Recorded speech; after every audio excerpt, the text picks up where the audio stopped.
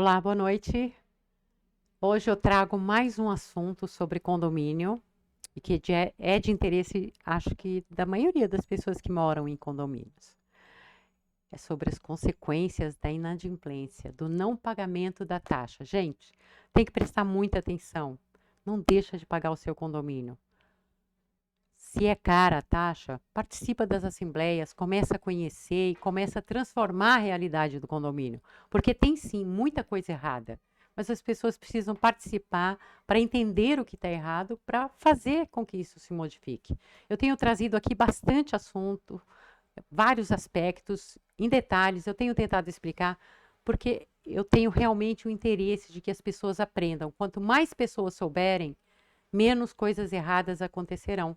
E não é para se juntar em grupinho para fazer uma coisa ou outra. É para trabalhar em equipe, para gerir o condomínio de uma forma que o síndico passe realmente a ser o representante, não quem dita as regras, porque hoje em dia as pessoas se acuam.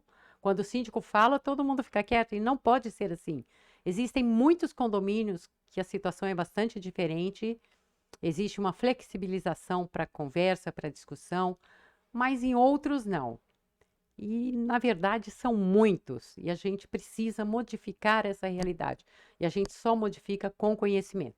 Bom, antes que eu esqueça, eu sou a Carmen, e este canal trata principalmente de assuntos condominiais, mas eu tenho trazido algumas coisas diferentes algumas vezes. Bom, esse assunto que eu vou falar hoje, uma parte dele eu trago neste livro, que é a Convenção e o Condomínio, que é de minha autoria, tá? Para quem se interessar, tá aí nas livrarias, nas lojas, né, de uma maneira geral. E eu vou, deixa eu ver aqui, só colocar aqui na tela o artigo que eu quero falar, que envolve artigo do Código Civil e do CPC. No livro, eu descrevo, eu falo sobre o artigo 1336 e 1337, que são do Código Civil.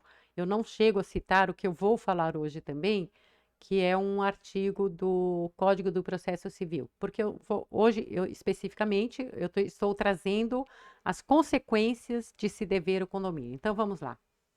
Lei 10.406, de 10 de janeiro de 2002, que é o Código Civil, como todos sabem, ou a maioria sabe, a gente sempre tem escutado, hoje em dia, cada vez mais falar sobre essa lei. O seu artigo 1336 traz os deveres dos condôminos. E eu só trouxe ele para mostrar que contribuir para as despesas do condomínio é um dos deveres do condômino, ou seja, do proprietário, tá? Tem gente que deixa o boleto com o inquilino não paga e depois dá maior confusão. O certo é o proprietário pagar, porque a responsabilidade é dele, sempre a responsabilidade final é dele. E a contribuição se dá na proporção das frações ideais, a não ser que a convenção diga o contrário. Então, qualquer rateio de despesa é pela fração ideal, que consta da sua matrícula do imóvel que é registrada no cartório, que está lá onde você é proprietário, e consta também da convenção. A primeira parte da convenção traz qual é a sua fração ideal, e é sobre essa fração ideal que você contribui com a sua taxa, baseado lá na previsão orçamentária. Eu acho que eu já expliquei sobre isso. O parágrafo primeiro, uma das consequências, né, que é a primeira consequência,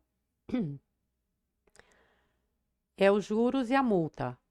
O Código Civil limita os juros a 1% ao mês e a multa de até 2% sobre o débito. Só que também ele diz que se a convenção trouxer juros maiores, ou seja, juros moratórios convencionados, será permitido cobrar esses juros maiores, tá? Isso é importante que fique claro. Uma outra consequência que pode existir, eu digo pode porque aqui exige aprovação, exige um quórum, mas é na renitência, ou seja, se você deixa de pagar sempre o condomínio e existir algum tempo, né, que o condomínio preveja como sendo considerado renitência, reiteradamente, né? Você poderá ter que pagar uma multa de até 5 vezes o valor da contribuição. Ou seja, aquele valor que você paga mensalmente, se é R$ 100, você pode ser multado em até 5 vezes esse valor, mas tem que ser por um comportamento reiterado. Por exemplo, você deixou de pagar um mês ou 2, não pode. E outra, tem que existir a regra previamente à multa. O síndico não pode simplesmente chegar lá e falar: olha, você ficou devendo aí, agora você vai pagar 5 vezes e emite um boleto para você. Não pode ser assim. Tem que existir a regra antes, e quem vota nessa regra é a Assembleia, e ela faz constar da convenção. E precisa 2/3 dos condôminos para aprovar essa regra dentro da convenção. Caso contrário, a multa poderá ser deliberada por 3/4 dos condôminos restantes. Por exemplo, se o condomínio tem 100 unidades, vamos considerar aqui agora unidades, né? Só para a gente chegar a uma conta mais ou menos. 3/4, quanto que vai ser? 1/4 é 25, 2/4 50, 3/4 75. Então, com o voto dos 75 restantes, pode ser aplicada a multa se você tiver esse comportamento reiterado. Desculpa. A outra consequência é que aí consta do Código do Processo Civil, que foi alterado em 2015 e trouxe aí algumas modificações. Porque o débito de condomínio passou a ser considerado um título executivo extrajudicial. E o que significa isso? É um título que pode ser executado. Mais ou menos isso. Então, vamos lá. O Código do Processo Civil é a Lei 13.105, de 16 de março de 2015.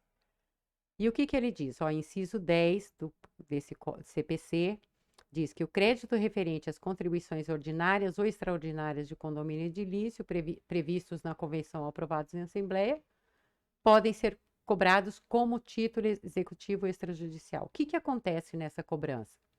É uma cobrança judicial que o síndico tem o direito de fazer. Ele não precisa de aprovação para isso. Já está incluso nas tarefas dele, nas obrigações dele, cobrar quem está devendo o condomínio. Aí vai para juízo, e se for cobrado como um título executivo,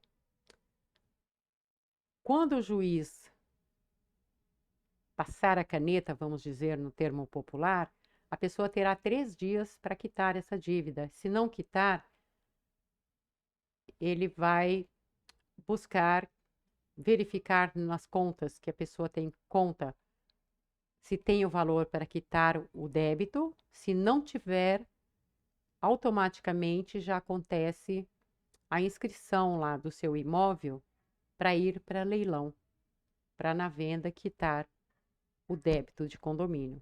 Então, gente, toma cuidado, não deixa de pagar o condomínio, leva isso a sério, começa a aprender, começa a conhecer e muda a realidade do seu condomínio.